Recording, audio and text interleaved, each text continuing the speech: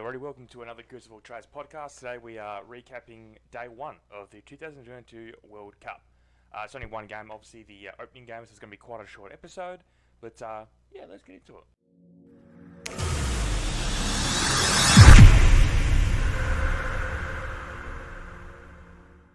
Alrighty, so we had Ecuador getting the win, 2-0.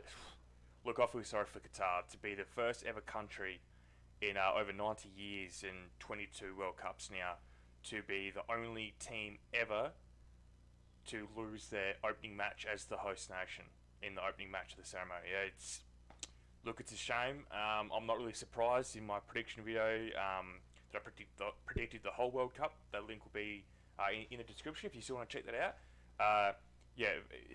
Look, so disappointing for a lot of the Qatari supporters, people that wanted to maybe see an upset. There's quite a few people saying that Qatar went in as favourites. I don't know why. I can understand people maybe thought there was going to be a draw or something like that, but to think that Qatar were going to beat Ecuador, I think was a bit of wishful thinking. Even with the host nation advantage, so to speak, Qatar's never qualified for World Cup ever, and yeah, they've had a good run of matches. They've worked hard.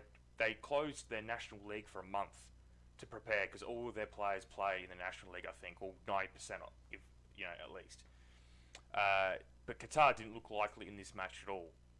It sounds really rough, and I know they had a lot of possession. I think in the end, they even had more possession. But for the first half, Ecuador just controlled this match. They looked likely. Ecuador just all over them. Every time Qatar had the ball, they were panicking. Long kicks. Their first touches were terrible. That also goes to the kicks from their teammates as well. They weren't helping. They were, banging kicks left, right, and centre.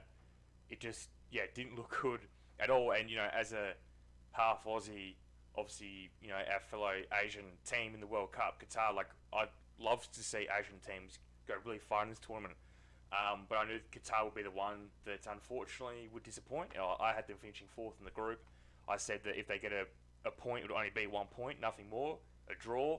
And I said that draw would likely be with maybe Ecuador or Senegal if a draw happened. Now that they've lost 2-0 to Ecuador, I don't see them picking up a point at all.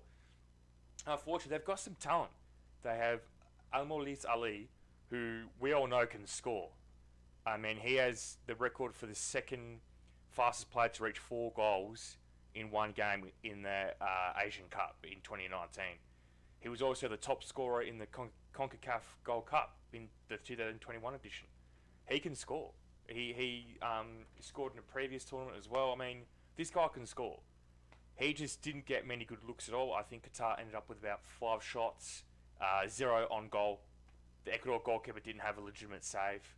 They weren't. They didn't look likely at all.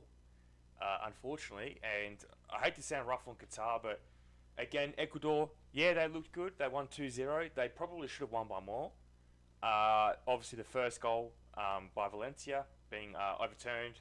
At first, I was like, "Oh, that's a bit dodgy." I don't think I don't think anyone was offside there. But they showed the VAR later on, about 5 minutes later, and I thought, "Nah, good call, fair enough. Just offside, but it was offside." So. He ended up getting 2 goals. One was a penalty, which really cemented Ecuador's momentum, and then he got that ripping second goal. This guy looks very, very dangerous for Ecuador. He's their captain. He was a great leader. They've got a lot of good players. Now, we know Ecuador was a real defensive team, so we know they probably weren't going to blow out Qatar like Russia did to Saudi Arabia in the opening game 4 years ago. But I am still surprised they didn't win by more. Valencia could have ended up with a hat-trick, but unfortunately didn't happen. The Qatari goalkeeper, I don't want to pick on anyone or shame anyone, because if you're playing a World Cup, you're good, in my opinion. For any team, if you're playing a World Cup, you're good, right? If you've made the squad, you're good. I think if you're a Qatari manager, you bench this guy next game. You cannot have this guy in goals when you're playing against teams like Senegal and Netherlands who can score, who are on paper probably better than Ecuador, and they're less defensive than Ecuador.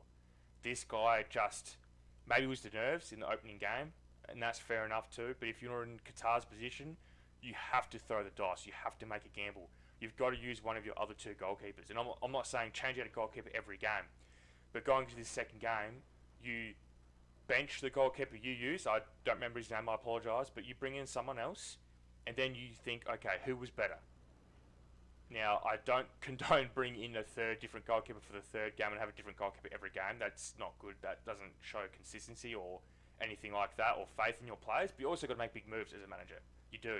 You can't lose 2-0 and be the only team to ever, as a host nation, lose your opening game. Ever in over 90 years. That can't happen. Now, different if it was, in different circumstances, where it was 0-0 in the 93rd minute, Ecuador got a penalty that shouldn't have been given or something like that. This is not the case. Qatar were by far the worst team. They looked terrible. They really, really did. And that's coming from Aussie, who Qatar shocked everyone when they won the Asian Cup 3 years ago, and they played incredible football. They beat Japan 3-1 in the final, and myself, I thought Japan was going to easily win that tournament. Qatar shocked everyone. And say what you will about it being, them throwing money around, people getting paid off. Well, clearly not. Ecuador won 2-0. Like I said, the only team ever to lose opening games, the host nation, is Qatar. But, look, do I think the Qatar are going to go goalless in this tournament? I don't think so. Like I said, they have such good players, especially Almalez Ali. I can't talk up this guy highly enough. He can score. He's so exciting, but he just didn't get any good looks, and that's not so much on him. Maybe a bit of his positioning was off, and he did kind of mess up a few things. But then again, he wasn't getting great looks from his teammates or getting a lot of help. It was 1v2, 1v3, including the goalkeeper sometimes. So I don't blame him, but I think Qatar will probably end this tournament kicking maybe 2 goals in total. I don't see them scoring against Netherlands. If they do, it'll be still a blowout score. It'll be like 3-1 or 4-1 or something, and they might get a goal against Senegal.